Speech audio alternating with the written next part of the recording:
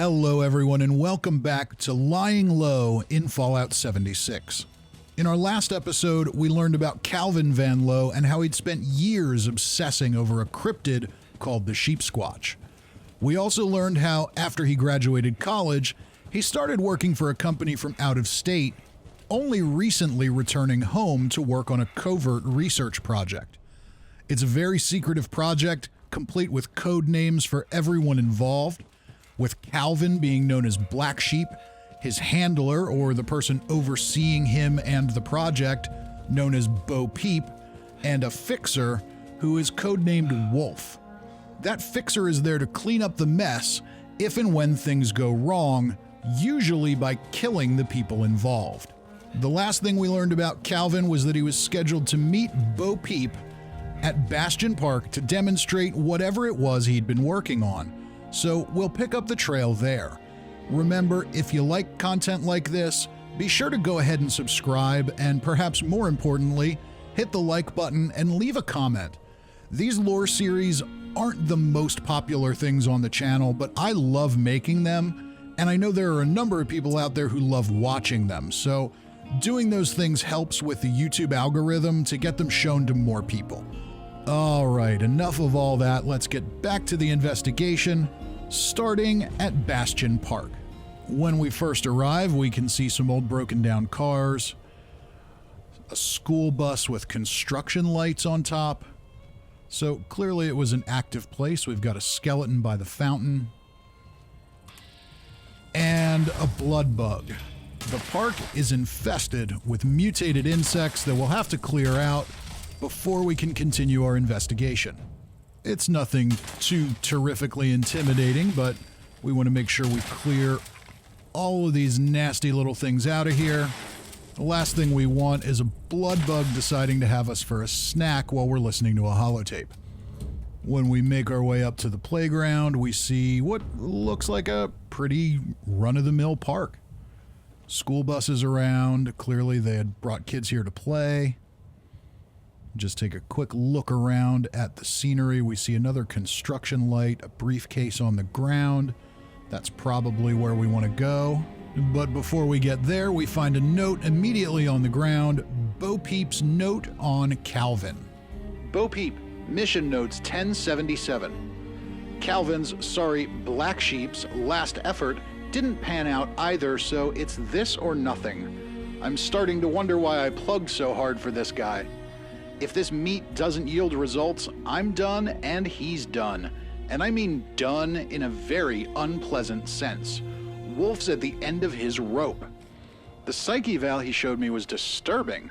If I'd seen it before, would I still have pushed for this project? Still have pushed to be his handler? How did Calvin even get clearance to work at a place like Bish? No, this is no time to second guess yourself. Social engineering is one thing, but this is another. It's all science. Calvin can do science. I know he can. I'll take this meeting, he'll show off the product, and everything will be just fine. Hold up a second. Did she say they work for the Bish Company? This isn't the first time we've heard of that company in the Fallout franchise. The first time being all the way back in Fallout 3's Point Lookout DLC, where they were undertaking a project in Maryland to purchase land containing massive biogas deposits and engaging in a cover-up to conceal the fact that it was a major Civil War burial ground.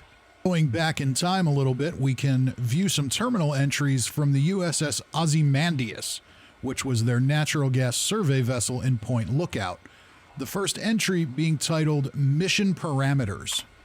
Bish Energy Partners has authorized Natural Gas Survey Project MD16001 to perform field research. Private contractor Carolyn Saunders shall be present as principal geological chemist on behalf of Bish Natural Gas Company. Local authorization for this expedition is granted in agreement with the Isla Negra Real Estate Company, with representatives located locally. Isla Negra Real Estate Company is likely a reference to Black Isle Studios, the former developers of the Fallout franchise. Principal Chemist Saunders is to take multiple soil samples and report on concentrations of natural gas resources. Her spoken authorization signature will be needed on at least 3 survey sites to conduct further research in this area. Should these authorizations be granted, use this terminal to access expeditionary supplies to continue data gathering while Bish Company extraction crews are assembled. Intern research assistants: K. Lovett, M. Roach, L. Rourke, P. Antoine. Looking under the error 12XU user shell entry, we can find a little more information on the covert nature of this project. First entry is confidential. Task details: Point Lookout Survey Expedition, Roach Martin J. For your eyes only, Dr. Roach. On behalf of the Bish Company, thank you for accepting this contract. You will be posing as a research intern, reporting to Principal Geologist Carolyn Saunders. Her experience with wetlands excavation makes her the only real suitable candidate. However, Saunders is a known liberal with academic ties. We have only recently acquired excavation rights in the area. We believe that the mass burials of the American Civil War in this region have made the soil ripe for our purposes. This is the very same reason we're apprehensive about Saunders' liberal leanings. Your primary mission is to prevent Saunders from discovering the link between Point Lookout's bloody past and its probable richness in natural biogas resources. Code Blue protocols are authorized per your discretion. Saunders must be prevented from hampering this resource at every cost. Lastly, we have another entry that's either partially encrypted or corrupted, ordering Roach to move forward with Code Blue protocol. Clearly, the Bish Company is ordering him to kill Carolyn Saunders. As we can see, the Bish Company are no strangers to covert operations and aren't the slightest bit opposed to killing to get what they want. Interestingly, the name Bish is a reference to Percy Bysshe Shelley, who wrote a famous sonnet called Ozymandias, from which they took the name for the company's exploration vessel in Point Lookout. Even more interesting is perhaps the work of Mary Shelley, the author of Frankenstein. All of this is starting to sound like a good bit of foreshadowing. Returning to Bastion Park, having an additional look around, we can see some beer bottles, cigarettes, and chems on the ground in a hidden little spot on the playground that may have been frequented by vagrants at night. Take another look at the school bus, and of course, moving over to the west, we see a briefcase, a camera, another bag, and a charred burn mark on the side of this building, and bloodstains on the ground. What exactly happened here? Looking in the leather bag, we can see Wolf's letter to Bo Peep, and on top of the briefcase, crime scene notes. Let's read those first. Detective Monday's case notes. Arrived at the scene, 3:27 a.m., smoked a cigarette. Found the body of a woman in the playground. She was burned almost beyond recognition. Smoked a cigarette. Lamented the condition of the crime scene to myself. Interviewed a witness, Gary Wiggle Jacobs. Witness was jittery, unable to stay still. Witness reported bright lights and screams. Witness is certain it was an alien abduction. Smoked a cigarette. Witness did not see actual attack. Smoked a cigarette. Lack of substantiating evidence for any theory of the crime. Writing this up as cause of death unknown. Out of cigarettes. So a massive attack, bright lights, that the only nearby witness attributes to aliens. What does Wolf's letter to Bo Peep have to tell us? Bo Peep, go ahead with the meat. You know I don't share your enthusiasm for Black Sheep and his projects, but we need a return on this investment if we can get one. You're his handler, you fought for this project. Make sure it's worth our while. I'm going to want to report in person this time, but I've relocated since we last spoke face to face. Meet me at Sal's Grinders in Beckley. The town's in bad shape right now, but the place is deserted. Nobody to listen in. And remember to burn this note when you're done. Wolf. Clearly, Bo Peep couldn't burn the note when she was done because something in the park that night turned her into a pile of smoldering ashes, leaving nothing but scorch marks on the wood paneling and a splatter of blood on the ground. Was this Calvin's product?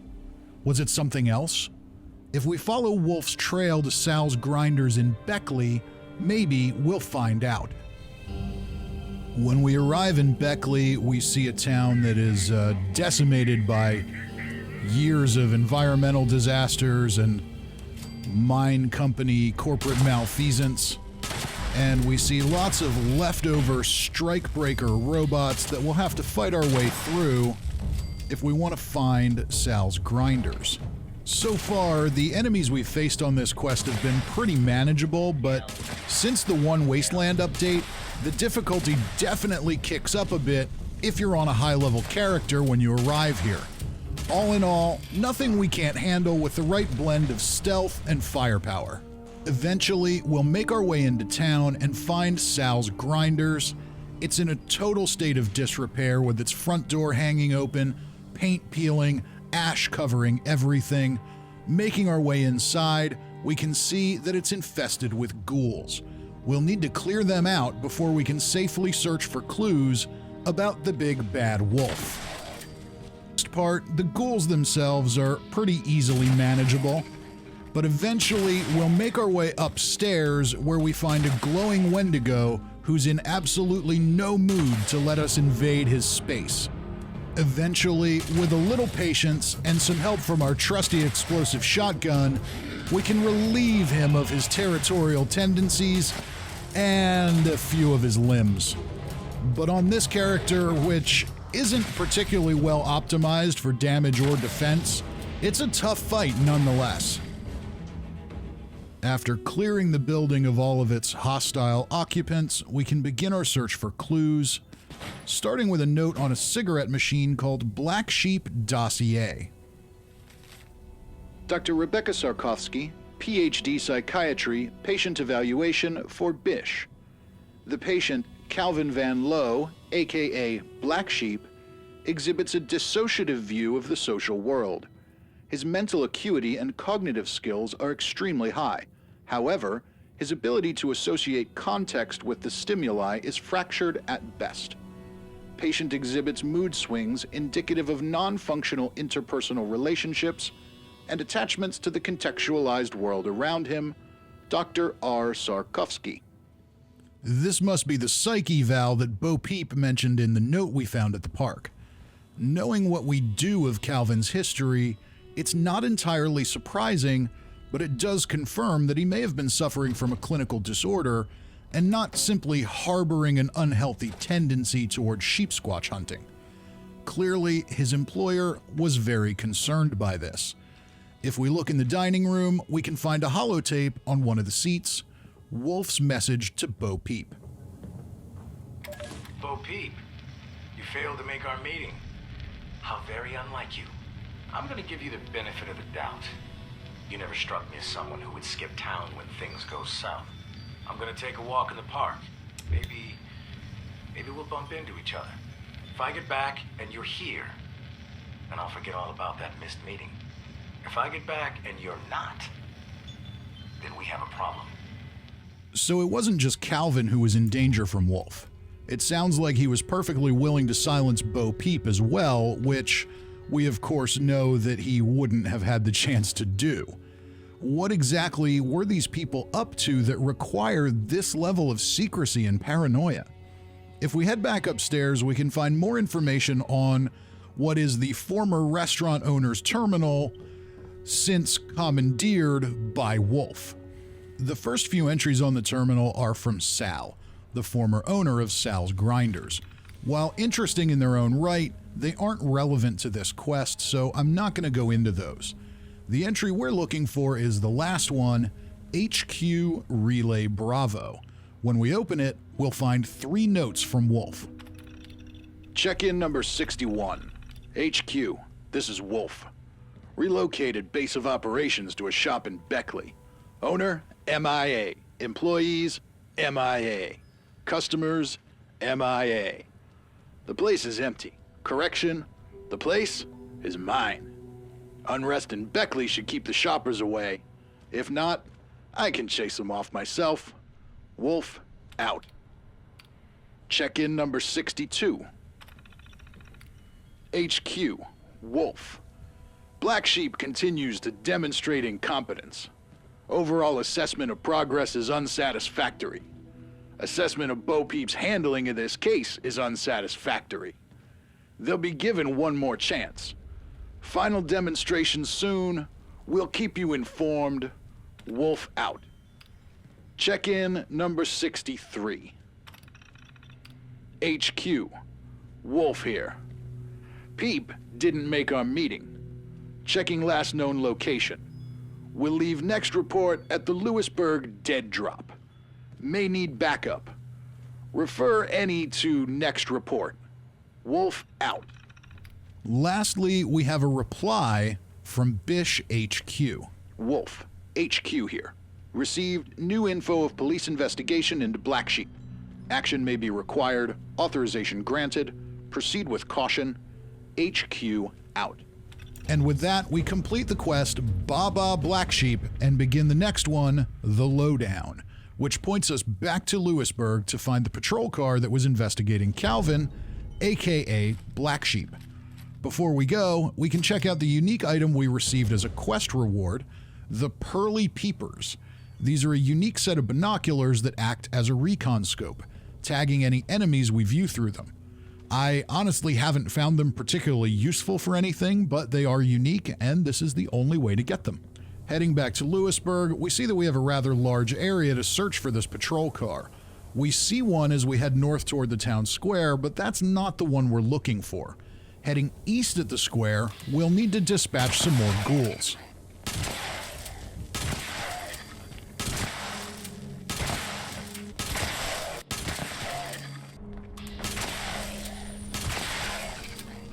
At the end of the street, we'll turn right to find a rusted-out patrol car and one last ghoul to finish off. When we search the patrol car, we find a duffel bag containing a holotape titled Klein's Notes Part 1. Lewisburg, a small town of big dreams. But just underneath that shining veneer lies an undercurrent of mystery and mischief. Take one Calvin Van Lowe as an example. Just your average guy who... What the hell, Klein? Are you recording again? That a problem for you, Sydney? My novel needs this kind of professional realism. Uh-huh. And you think it's within the realm of professional realism to just yammer on instead of actually doing your job? Can we just head over to the Van Lowe place now? We need to interview the sister about his last known whereabouts. Family. The bonds that tie us, the roots that hold us, but also the key ingredient in fratricide. Knock it off. Let's get the... Hey, check out that guy in the fancy suit. You ever see him around here before? Nope. Looks like he's snooping around now. Isn't that the Garber's summer home? The one with the flamingo out front. They left town weeks ago. Hey, we should check this out. Let's go. Now, all we need to do is take out this ghoul, then find a house with a pink flamingo out front to follow their trail. If we look behind the fence at the next house up the street, we can see a pink flamingo covered in coal dust, hidden by shadows. It's actually really easy to miss. I've probably walked past it 100 times the first time I did this quest, so don't feel bad if you do the same. But when we walk out back, we see two skeletons, one in a police uniform with a cop cap and a police baton and his handcuffs on the ground. Then we see another skeleton here with a holotape next to him, a snub-nosed 44, a trilby hat, very stereotypical detective hat.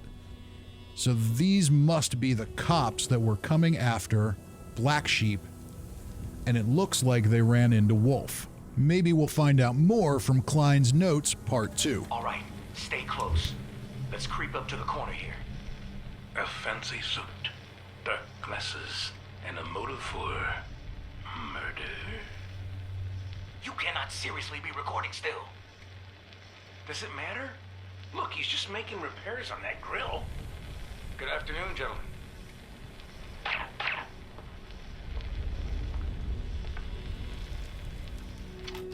The officers did indeed run into Wolf, and he did not hesitate to eliminate them quickly and quietly.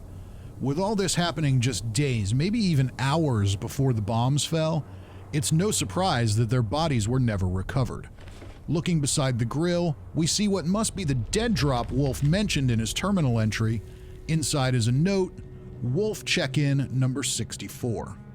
Black Sheep has failed to report in. This was his final warning. Bo Peep is dead, possibly related to Black Sheep. I'll be conducting a removal today. Attention, operatives reporting in. An ID card and further instructions will be required. Bo Peep had a small monitoring station to keep tabs on Black Sheep. You should be able to find what you need there. P.S. Apologies, but I'll be requiring a cleanup at this site as well. From here, we can search the terraces above Lewisburg to find Bo Peep's monitoring station. We'll find it overlooking Van Lowe taxidermy and can pick up the spare operative keycard and find some rather cryptic instructions. It's laundry day. Wash and dry your unmentionables, and don't forget to mark your calendar. Van Lowe, basement. Just what secrets was Calvin Van Lowe keeping in his basement? We'll find out in our third and final episode coming next week. Don't forget, if you enjoyed this, go ahead and subscribe so you don't miss it. Till then, I'm Fisty McRib.